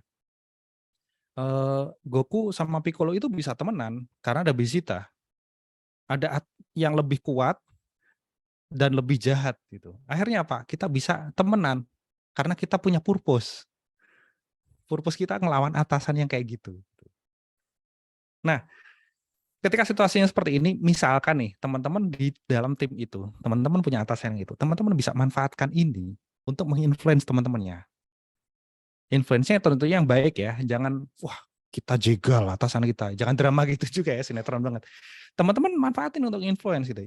Ya udah, atasan kita seperti itu, kita sama-sama tahu, kita kerjasama, ada apa-apa udah antar kita aja, nggak usah eskalasi lah, kita coba selesai sendiri. Manfaatin itu untuk empower teman-teman parnya kalian gitu. Jadi semua situasi itu sebenarnya kita bisa manfaatkan itu, termasuk situasi semacam ini. Jadi ketika ada apa-apa itu kita coba selesaikan, kita ajak teman-teman kita untuk manfaatin situasi yang buruk itu sebagai bekal untuk kita tumbuh. Meskipun tumbuhnya ya udah antar kita aja gitu. Kalau pepatah lain kan pelaut yang ulung itu nggak dilahirkan di laut yang tenang ya. Ya begitu. Anak buah yang bagus itu nggak dilahirkan dengan bos yang baik-baik aja. Gitu. Jadi manfaat ini untuk teman-teman bisa menginfluence sekelilingnya. Beda cerita kalau Andalah leader yang semacam ini. Nah, itu butuh introspeksi. Harapannya kalau teman-teman ada yang ngerasa gitu, oh timku itu kok kerjanya beres terus, aku nggak pernah diceritain gitu ya. Mereka suka asik di handphone, mungkin mereka punya grup yang nggak ada Anda di sana. Nah, mungkin setelah sesi ini teman-teman bisa introspeksi, teman-teman bisa gali lagi, mungkin teman-teman bisa empowering diri sendiri untuk bisa empower timnya. Semoga menjawab dan semoga mungkin teman-teman yang nulis pertanyaan ini gitu ya, barangkali join ke event ini sama bosnya yang ternyata seperti itu. Nah, semoga bosnya bisa introspeksi setelah ini. Kita lanjutin ke pertanyaan berikutnya. Penjelasan sebelumnya terkesan semua member tim memiliki karakter positif semua, padahal ada yang memiliki tempat basah, ringan, tanggung jawab kecil, tak beresiko atau tidak berani. Solusinya, nah ini menarik nih. Satu tim gitu ya, ada tim yang dia kerjaannya susah tapi kering. Ada satu tim yang kerjanya gampang tapi basah gitu ya. Sebenarnya semua apa ya? Ini termasuk juga ya sebagai seorang atasan itu harus bisa balancing hal ini juga ya. Jadi kalau posisinya teman-teman sebagai atasan gitu ya, teman-teman coba lihat hal ini juga. Ini juga bisa jadi masalah di kemudian hari. Ketika ada unit yang resikonya besar tapi timnya kering, sekalinya kejadian fraud di situ, masalahnya akan gede.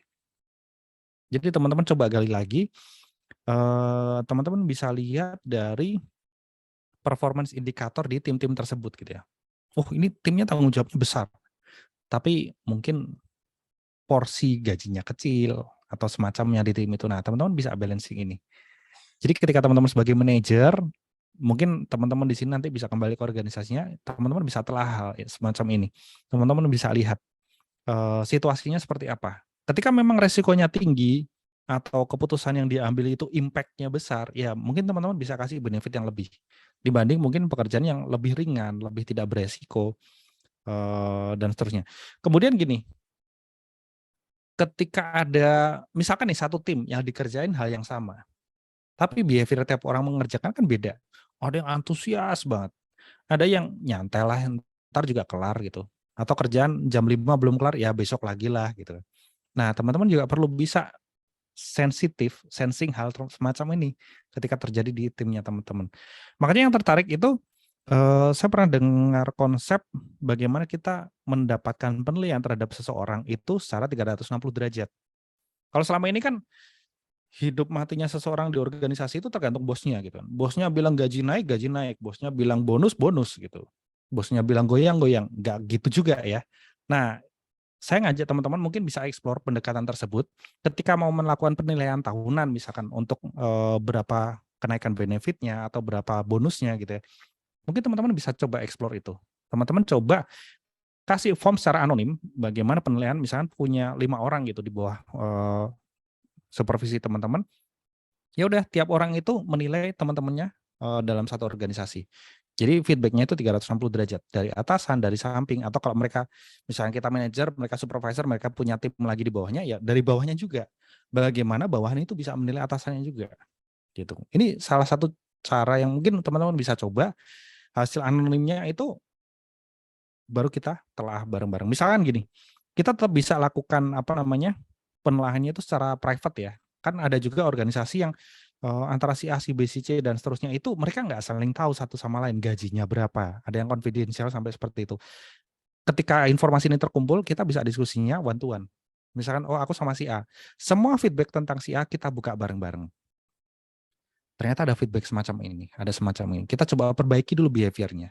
Paralel sambil kita perbaiki benefit yang dia terima sesuai dengan behavior dia di organisasi kita.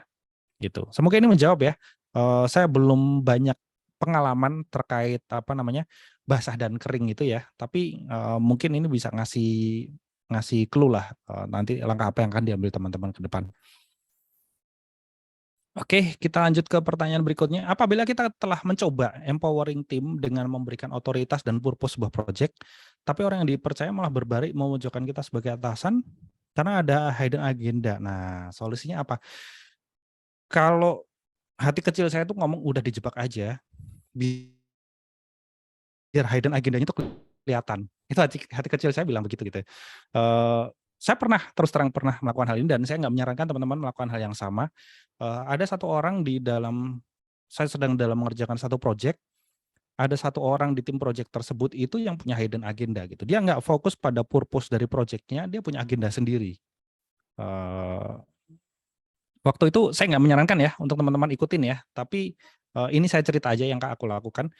Kita posisikan waktu itu satu meeting yang mana atasan dia itu hadir di meeting tersebut gitu ya, yang bersangkutan itu akhirnya keluar sendiri hidden agendanya gitu ya. Jadi kita pancing akhirnya muncul gitu hidden agendanya. Nah setelah itu ya tetap kita support dalam artian kita tetap fokus agar proyeknya itu selesai dengan baik, agar purpose-nya itu tercapai, regardless dengan orang ini yang bermasalah tadi gitu. Itu satu alternatif yang saya nggak saranin karena tentunya setelah itu akan jadi masalah secara personal. Saran yang lain adalah kita bisa lakukan cara yang berbeda. Misalkan kita fokus pada pekerjaannya aja. Let's say nih, dia anggota dari tim project kita pengen purpose mencapai sesuatu, selama yang bersangkutan itu menyelesaikan poin pekerjaannya dia, ya udah biarin aja dia dengan agendanya masing-masing. Gitu. Jadi kita fokus pada outcomes dari yang bersangkutan. Misalkan kita punya set 10 pekerjaan, kemudian orang yang dipercaya salah satu di antaranya dia punya hidden agenda, tapi selama pekerjaan dia ini beres ya udah sih. Nggak usah kita korek-korek juga hidden agendanya dia. Gitu. Tapi ketika itu udah mulai mengganggu, ya kita buka-bukaan aja. Gitu. Jadi openness di dalam tim kita bisa angkat itu agar hal-hal semacam ini kita bisa hindari. Oke, kita lanjutkan lagi ke pertanyaan berikutnya. Bagaimana jika ternyata tim yang diberi otonomi malah tidak achieve targetnya? Nah, meskipun sudah diberikan direksi secara rutin ya.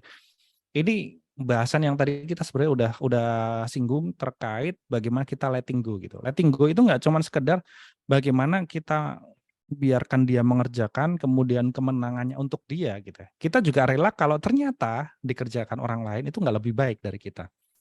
Ini salah satu salah satu efek samping ketika kita mengempower orang yang ternyata yang bersangkutan itu nggak menyelesaikan dengan baik. Nah, teman-teman ketika melakukan decision making sebelum melakukan delegasi terlebih ke empowerment gitu ya. Mungkin teman-teman bisa buka Eisenhower decision making. mana sih yang benar-benar kita secara aman bisa delegasikan. Karena ada kalanya nih dalam satu pekerjaan atau dalam satu organisasi gitu ya, kan tipe pekerjaannya kan macam-macam. Ada kalanya memang ada satu hal yang harus kita sendiri yang megang. Jadi memang itu pekerjaannya urgent dan important. Ya udah, kita yang pegang sebagai manajernya. Meskipun secara apa? Secara prosesnya itu dikerjain banyak orang gitu, tapi accountability-nya tetap kita pegang. Nggak semuanya harus di empower ke teman-temannya juga, ke timnya juga. Ketika memang itu pekerjaan urgent dan important, ya udah kita pegang. Ini kejadian di tempat saya ada apa ya? Ada satu apa namanya? Ada salah satu kepala divisi itu ketika ada komplain, jadi dia kan punya tim gitu ya. Itu ketika ada komplain spesifik ketika ada komplain, yang maju itu dia duluan. Oh ini enggak yang ketika ini ada komplain nih, kamu dong tolong dicek ada apa, kamu nolak, dia enggak.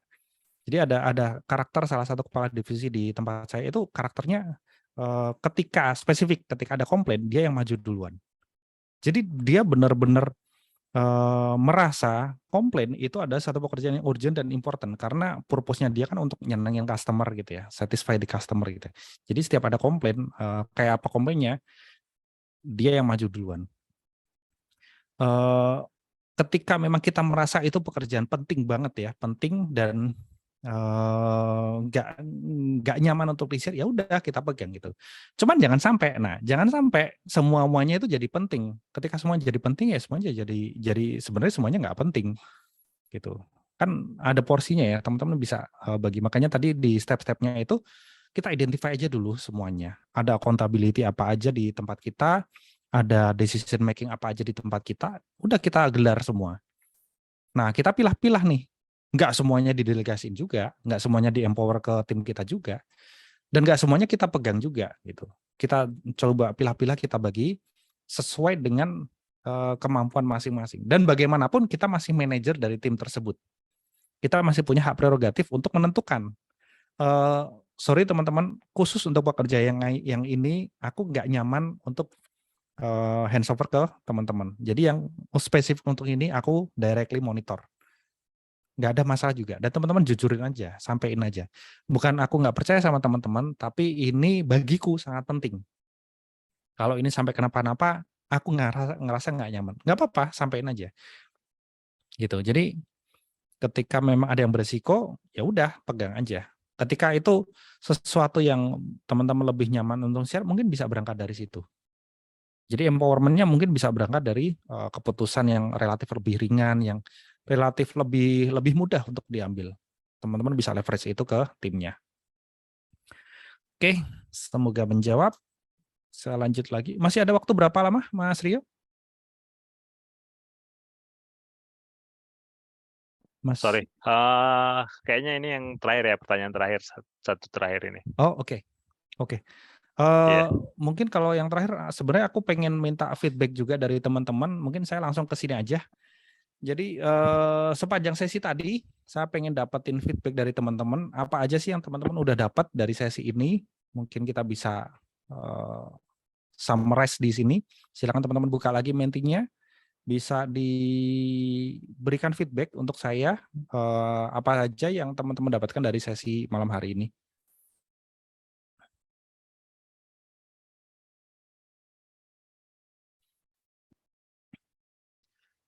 Wisdom in people management. Wih, luar biasa, ini berat nih. Lebih dewasa memanage tim. Enggak cuman kitanya yang lebih dewasa ya, tapi kita melihat tim kita itu sebagai manusia yang sudah dewasa. Sebagai orang yang udah gede, yang udah dewasa, yang sudah bisa berpikir untuk dirinya sendiri sebenarnya. Memanusiakan manusia, empower leadership.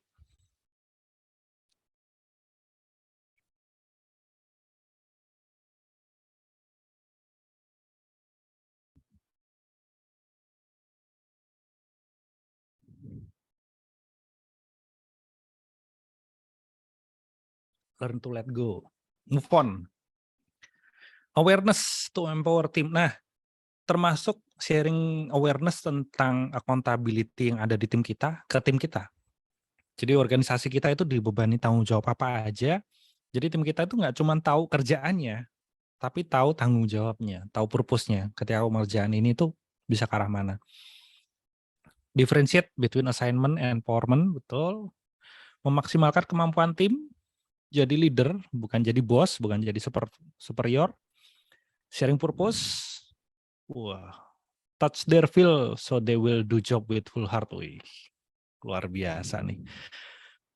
Empower the team, can build our team effectiveness. Jadi empowering itu nggak cuman bermanfaat buat timnya, in the long run itu akan meningkatkan efektivitas kita. Jadi kita juga yang dapat manfaatnya. Sesinya mantap banget, terima kasih. Saling percaya antar manajer dan tim. Leadership, Ngarso Sungtulodo, pemimpin memberi contoh. Delegation to empowerment, acknowledge everyone is a unique. Nah, setiap orang itu unik, ada kelebihannya masing-masing. Kita gali itu, kita bantu mereka menemukan tempatnya. Team building, empower, approaching, coaching team. Oke.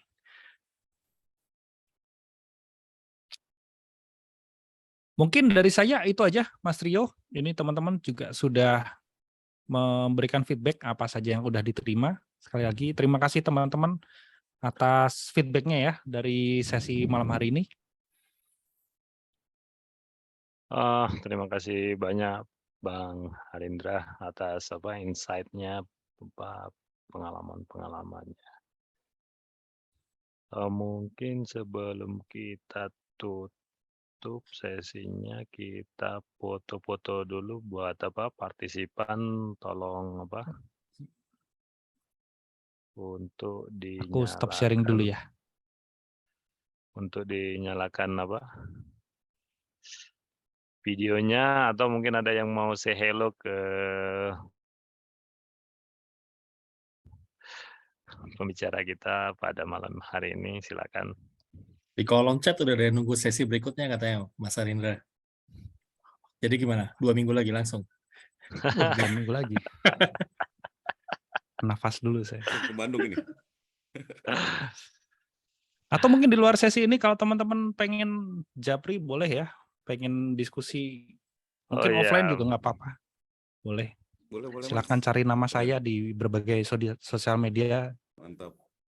Insya Allah ada. Iya. Kalau dari saya sih reviewnya keren banget Mas Arindra. Title-nya Head of Infrastructure tapi ngomongin tentang orang. Luar biasa. Kena banget ya Mas David. Ini Iya. relate Kan kemana-mana ini. saya lead task force-nya kan, bukan infrastrukturnya. Jadi memang sehari-harinya lebih banyak interaksi sama orang. Oke. Saya mulai take picture ya. Sambil ngobrol aja nggak apa-apa. Candid aja. Ya, oke. Chattingnya tolong ditahan dulu karena kepotong terus. Ada.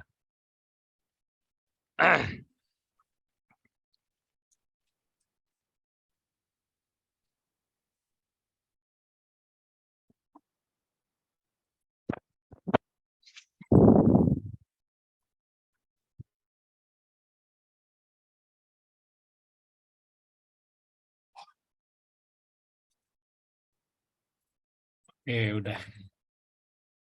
Jangan lupa di-sharing nantinya habis ini, Mas. Oke, siap. Nanti saya kirim. Iya, jadi tadi yang paling penting itu antara bubur dicampur, diaduk sama bubur nggak diaduk ya. Dari semua itu ya. Ngaduk buburnya pakai ekskavator. Oke. Oke, sudah. Silakan Mas Rio kalau mau Oke, di-close sesinya. Bang Harindra, mungkin ada closing statement sebelum kita tutup sesinya. Sekali lagi kita dari PMI Indonesia Chapter mengucapkan banyak terima kasih atas waktunya, atas materinya yang sangat berguna lah buat kita semua. Oke, terima kasih juga atas kesempatannya. Senang bisa sharing sama teman-teman dan sebenarnya saya juga dapat banyak insight ya dari teman-teman ya, dari feedbacknya teman-teman. Semoga bisa bermanfaat lah buat kita semua sesinya.